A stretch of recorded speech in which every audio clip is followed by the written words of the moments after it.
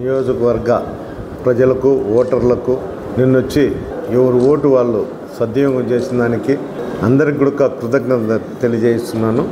ముఖ్యంగా నిన్న జరిగిన చిన్న చిన్న సంఘటనలకు జేసీ కుటుంబం ఓటమి భయంతోనే నిన్న ఈ సంఘటనలు అన్నీ కూడా జరగడం జరిగింది.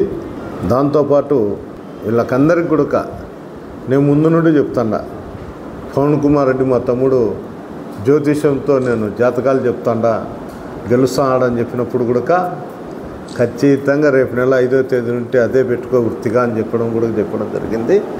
ఖచ్చితంగా కూడా నేను మళ్ళా కూడా విజయం సాధిస్తాడా. ఇక్కడ ఉండేటువంటి తాడిపత్రి నియోజకవర్గంలో ఉండేటువంటి ప్రజలు, వైఎస్ఆర్సీపీ నాయకులు, కార్యకర్తలు నాకు అండగా ఉన్నారు. అంటే మరోసారి కూడా నా విజయానికి తోడ్పడినారు. నేను మరోసారి కూడా చెప్తున్నా, ఏ ఒక్క సంఘటనకు కానీ ఏ దానికి కానీ నాకు ఎలాంటి సంబంధాలు లేవు. పోలీసు అండదండలు పెట్టుకొని జేసీ ప్రభాకర్ రెడ్డి విచ్చలవిడిగా నేను చెప్పేది కాదు, వాళ్ళు ఎంక్వైరీ చేసుకొని చెప్పను, ఒక్కొక్క వెహికల్ వెనకల 50-60 మోటార్ సైకిళ్ళు వేసుకొని తిరగడం జరిగింది. ప్రతి బూత్ కాటికి ప్రజలను భయభ్రాంతులు చేసి ఓటింగ్కు రాకూడదనే ఒక ఆలోచనతో, ఓటమి భయంతోనే ఇవన్నీ చేయడం జరిగింది. అస్మిత్ రెడ్డి కానీ ప్రభాకర్ రెడ్డి కానీ.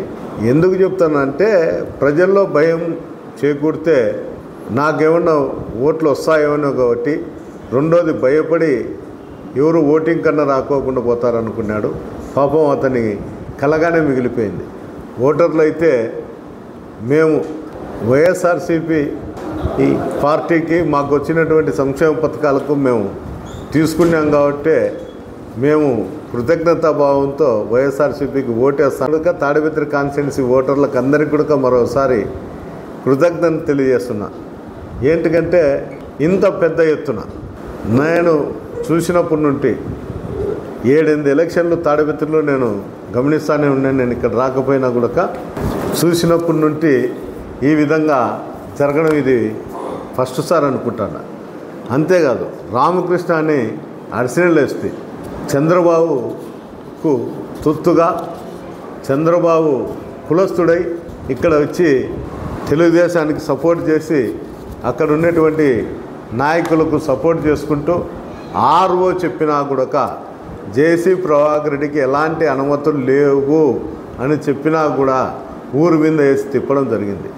ఈ సంఘటనలు అన్నిటికి కూడా ఒక దిక్కు జేసీ కుటుంబం, ఈ సంఘటనలు గలాటలకు అందరికీ కారణం జేసీ కుటుంబం అయితే, పరోక్షంగా ప్రత్యక్షంగా రామకృష్ణ అడిషనల్ ఎస్పీ దీనికి ప్రత్యక్షంగా సాక్ష్యం కూడా.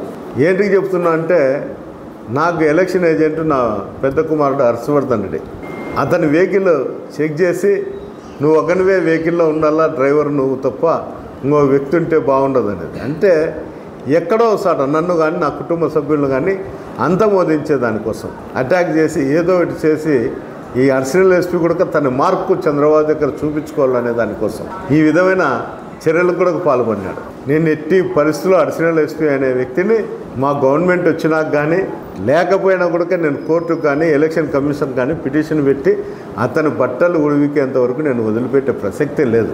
అతను అనుకుంటాడు నేను పోలీస్ అధికారిని, నేను ఏం చేసినా తెలుస్తుంది. ఇట్లా అధికారులను ఇంతమందిని చూసినాను. నేను నిక్కర్లు వేసుకున్నప్పటి నుండి చూసి సాలైంది. ఎన్నో కేసులలో ముద్దాయిలు, అక్రమ కేసులలో ముద్దాయినాయి. ఆ కేసులన్నీ కొట్టేయించుకొని అన్ని విధాలుగా కూడా నేను అధికారులతో ఎట్లుండాలా, ఎవరితో ఏముండాలనే ఆలోచన ధోరణితో ఉండేటువంటి వాడిని. అలాంటిది ఒక అడిషనల్ ఎస్పీ మీద నేను చెప్తానా అంటే ఒకసారి ప్రజలు కూడా, పై అధికారులు కూడా గమనించండి. ఇలాంటి అధికారులను ఎక్కడ డ్యూటీలో వేసినా కూడా ఇదే విధంగానే ఉంటుంది.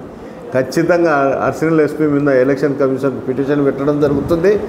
ఎలక్షన్ కమిషనర్కి పెట్టడంతో కాకుండా రామకృష్ణ అనే అడిషనల్ ఎస్పీ ఎక్కడ ఉన్నా కూడా అక్కడికి పోయి ఏ పార్టీ, మా పార్టీ అధికారంలోకి వచ్చిన తర్వాత తక్షణమే అతని మీద చర్యలు తీసుకోవడం ఖచ్చితంగా జరుగుతుంది.